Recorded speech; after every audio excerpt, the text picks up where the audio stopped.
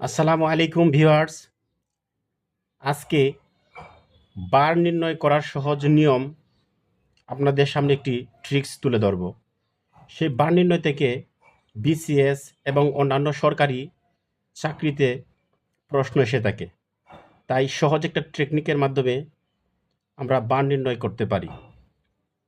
যেমন আজ বুধবার হলে ৬৫ দিন পর কী বার হবে? যদি এরকম প্রশ্ন থাকে যে আজ বুধবার হলে ৬৫ দিন পর কী বার হবে, তাহলে আমাদের প্রথমেই একটা বিষয় মাথায় রাখতে হবে যে ৭ দিনে কি ১ সপ্তাহ। তো ৭ দিয়ে এই ৬৫ দিনটা যা আছে ওইটারে ভাগ করবেন। ভাগ করার পর ভাগটা আগে করি। ৭ এবং 65 ৬৫। ৭ নং কত? ৬৩। অবশিষ্ট থাকে কত?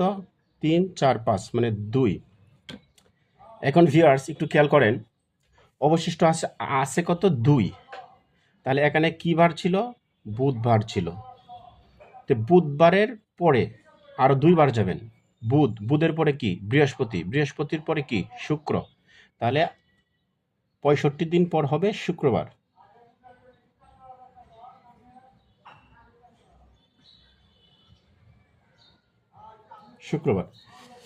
এবং দ্বিতীয় ম্যাটারগুলো দেখি।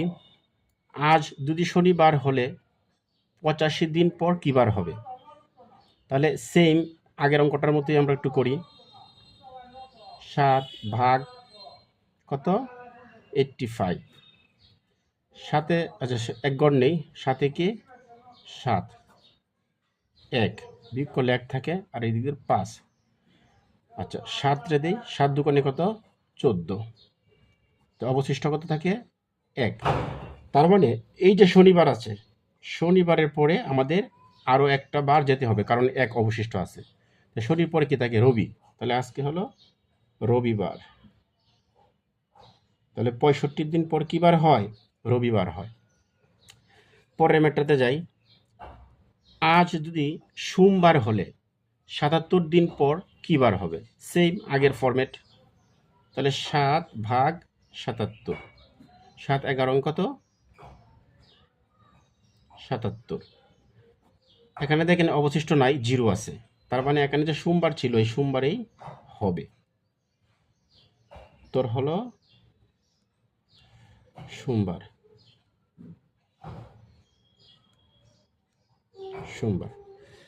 পরের ম্যাটটা দেখি। আজ যদি মঙ্গলবার হলে ৩৬ দিন পর কী বার হবে? Same format. ৭ দিয়ে ৩৬কে ভাগ করেন। ৭ দুগুণে ১৪, ৩ সাতা ২১, ৪ সাতা ২৮, ৫ সাতা কত? ৩৫। অবশিষ্ট থাকে কত? ১। তাহলে ১ থাকে। তাহলে মঙ্গলবারের পরে আরও একবার যেতে হবে। মঙ্গলের পরে কি? বুধ। তাহলে বুধবার।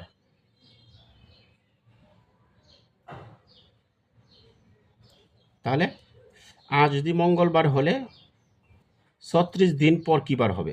৩৬ দিন পরে বুধবার হবে। আশা করি আপনারা বার নির্ণয় করার যে সহজ নিয়ম সেটা অবশ্যই বুঝতে পারছেন।